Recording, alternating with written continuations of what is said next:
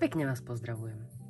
Dnes mám pre vás pripravenú jednu ultra ľahkú pletenú šatku, či už na jeseň, na zimu, ako budete chcieť. Ak použijete iný materiál, ako som použila ja, to znamená kombináciu aj s takouto teplejšou mohérovou vpletanou nitkou, tak samozrejme tento návod môžete použiť na akýkoľvek materiál a hlavne najlepšie na taký výrazný alebo frkaný, melírovaný, taký colorful, ako aj ja som použila. Ideálne vynikne na tomto absolútne jednoduchom pletenom vzore. Šatka je pletená od cipu s rozširovaním na jednu stranu a od polovice zase zužovaná s tou istou stranou smerom naspäť, až kým neuzatvoríme očka. Čiže naozaj veľmi, veľmi jednoduché. Na tento originál som použila naše Colorful klpko. Ja vám tu ukážem takúto novú farebnú kombináciu z tých halloweenských, ktoré sú teraz v ponuke. 2x350 metrov, čiže viete si použiť jedno 750 metrové štvornitkové, ale použila som 8 nitku, čiže 2 štvornitky spolupletené a do nich som vplietla takúto veľmi zaujímavú melírovú Baby Silk Fluffy od kremke Soulwool, ktorá má zloženie 86 alpaka a 14 hodváb. Takže naozaj veľmi, veľmi, veľmi príjemná mňamka. Tie som použila 2 klpká, a to tak jednoducho, že som si ich vlastne tým štýlom striedania a vynechávania použila vlastne na jednu polovicu, na tú rozširovanú polovicu jedno klpko a na tú potom už zase zužovanú polovicu druhé klpko. Plietla som to 4 ihlicami, keďže vlastne tá nitka je tu vpletaná, ale na tú 8 nitku, čiže 2x4 nitku. A tie 4 ihlice boli fajn, lebo sú vlastne naozaj tie očka takto pekne pri sebe.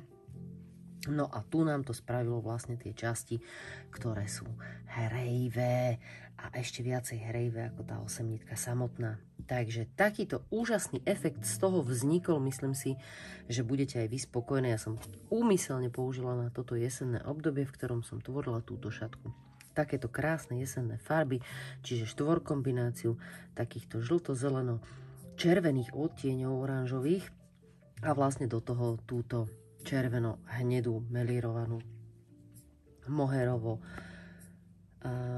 mohérovo-hodvábnu kremke, teda Baby Silk Fluffy, a takýto fantastický výsledok to spolu vytvorilo.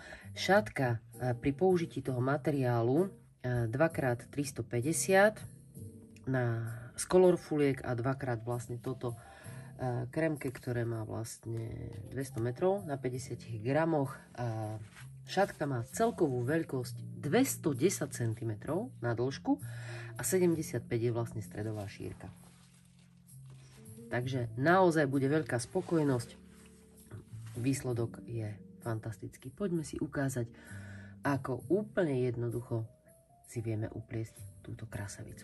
Ja pre účely tohto videjka dnes použijem takúto veľmi zaujímavú novinku Artsok od Lioness du Nord, a to dvojkovú farbu, ktorá má takéto výrazné, krásne farebné odtiene v takej tej krémovej, kde by sa nám to nejakým obdobným spôsobom malo striedať. Čiže táto nám vytvorí samostatne vlastne tento páskovaný, ktorý ja som vlastne tie pásiky vytvorila pripletaním druhého materiálu a toto klopko vytvorí tie pásiky samostatne. Takže teším sa aj na tento výsledok. Každopádne pre účely videjka použijem túto novinku a má 100 g 420 metrov, je to 75%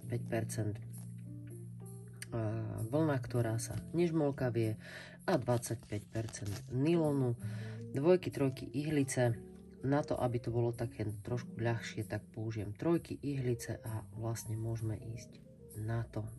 Hneď ako si nájdem začiatok a ten je vlastne tu. Tentokrát budem klopko odvíjať z tejto strany, teraz vonkajšej, nie z vnútornej. Každopádne, ako môžete vidieť, aj tu je vlastne ten základ pletený odtiaľ, tie ponožky a oni ich vlastne vytvorili tak, že keď si budete to klopko odvíjať, tak vlastne dve takéto ponožky vytvoríte z tohto klopka, pretože rovnaký od polovice vlastne by ten vzor v tom materiáli sa mal opakovať, takže postupné pletenie. Nie dve ponožky naraz, to z toho nevyjde, jedine, že použijete dve klopka a tým pádom si viete spraviť také skoro až nad kolienky. Návod nájdete v našom e-shope, je tam k dispozícii od samotného výrobcu. Ale to je zase iný návod. Každopádne tie ponožkové sú fantastické aj na šatky. Ja ich veľmi rada používam, pretože majú nádherné farby. Poďme na to. Keď máme pripravené ihlice a vhodný materiál, nahodíme si 3 očka klasickým spôsobom, takým ako zvyknete. Ja si vždy nechávam na začiatku tej šatky dlhší ten koniec na začistenie, ale samozrejme, ak si to viete začistiť s kratším koncom, tak nepotrebujete taký dlhý. No a poďme na to. 2 očka hladko. Ja ho pletím za zadnú nitku. Môžete samozrejme úplne spokojne pliesť aj klasické hladko. Absolútne s tým nie je problém. Pretože to je naozaj, ako môžete vidieť, len hladko a obrátko z rubovej strany. Akurát to lemovanie si ukážeme, pretože tak ako vytvárame na tejto strane vlastne to takéto trošku lemovanie, aby sa zabezpečilo, že sa nám to nebude, vidíte, ono sa to nestáča dovnútra, tak samozrejme aj na druhej strane. Takže 2 očka hladko, nitku dopredu a to očko len stiahnem takto na druhú ihlicu. A už teraz hneď začíname s samotným rozpletaním. Takže urobíme si jedno hladko a toto očko upletieme tak, že ho rozpletieme na 2 očka. Urobím jedno obrátko a ešte nesnímem to očko dole, nitku si takto dám za prácu a z toho istého očka urobím ešte aj jedno hladko. Takže z toho jedného očka som spravila 2 očka, mám plus 1 a toto posledné snímem. Takže mám v nasledujúcom riadku už o 1 očko viacej. Rubová strana bude taká, že prvé očko bude hladko, ostatné obrátenie. Až samozrejme na to posledné, ktoré vždy v každom riadku, či je rubový riadok, či je lícový riadok, vždy len snímete to posledné očko. Poďme hneď na ten ďalší. Toto ešte nepokladajte za vzor. Vzorové riadky budú veľmi rýchlo, nám pribudnú, ale každopádne toto ešte nie sú oni, ešte si len potrebujeme taký základ urobiť na tú šatku. Takže nasledujúce očka upletieme opäť hladko a poďme na to. Hladko, obrátko.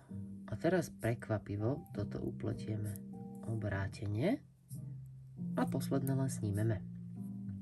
Nepočítame ho do vzoru, ešte robíme stále len základ šatky. Takže rovnako ako sme predchádzajúci rubový riadok plietli, upletieme aj tento tu a to znamená všetky očká obrátenie až na prvé a posledné. Prvé je hladko, ostatné sú obrátko a posledné očko snímeme. No. A teraz pozor. Keďže už máme základ urobený, tak budeme opakovať následujúce riadky už potom. Tu už začíname vytvárať vzor. Hladko, rozpletieme, hladko a obrátko z tohto. Pomalšie vám to asi ukážem. Čiže dám si predprácu, nitku, obrátko, nesnímem to očko a z toho istého očka ešte urobím jedno hladko. Mám 3 očka. Hop, tu sa mi nejaká nitka spravila naspäť. Urobíme si to ešte raz. Čiže obrátko a zase som ju potiahla. Ťu. A hladko z toho istého očka. A ideme hladko, obrátko. Toto bude vždy na okraji ten vzor. Na tomto nerozširovanom okraji ten vzor. Posledné 3 očka budú hladko, obrátko a posledné očko sňaté. Ak chcete, označte si ich značkovačom, aby ste na to nezabudli, lebo samozrejme tu už keď je tých očiek príliš veľa, tak človek môže sa niekde pri tom štrikovaní, ja štrikujem alebo teda pletiem spôsobom takým, že hladké očka ani nepozerám, niekedy už ani obrátené, tak je to potom také, že treba tie značkovače, aby ma upozornili na to, že je nejaká zmena. Vzor rubového riadku opakovacieho je nasledovný. Hladko, obrátko, hladko a všetky očká obrátene až po okrajové. Zopakujme si opakovacie riadky, lebo tu už máme 3 očká tu a samozrejme 2 očká tu. Ako potrebujeme, toto už je vlastne táto časť, ktorá sa bude vždy pliesť z lícovej strany všetky očká hladko a z rubovej obrátene medzi týmito okrajovými očkami. Tak poďme na to. Toto je celé opakovanie vzoru dvojriadkový, veľmi jednoduchý. Hladko, následne z tohto očka vypletiem 2 očká. Obrátko, nitku dozadu a ešte jedno hladko. Všetky očka až po posledné 3 hladko. Mám tu zatiaľ iba jedno, ale to nevadí. A následne pletiem tieto očká 3 hladko, obrátko a posledné snímem. Čiže v lícovej rade 3 okrajové očka na nerozširovanej strane hladko, obrátko a sňaté očko. A v rubovom opakovacom riadku pletieme hladko, obrátko, hladko a potom všetky očká obrátene až po to posledné. Súhlasíte? Naozaj veľmi jednoduché. A posledné očko sňaté. Ešte si to zopakujme a potom už to budete samozrejme robiť sami z materiálu, ktorý ste sa rozhodli použiť pre túto krásavicu. Hladko, obrátko, hop, rozpletané očko, obrátko, presuniem tú nitku bez toho, aby som dala to očko dole a ešte raz z toho istého očka urobím túto očko a to bude hladkým spôsobom, čiže z jedného očka mám 2. Všetky očka až po tie posledné 3 sú hladko a tuto ideme hladko, obrátko a sňaté očko. Rubový opakovací riadok je nasledovný. Hladko, obrátko,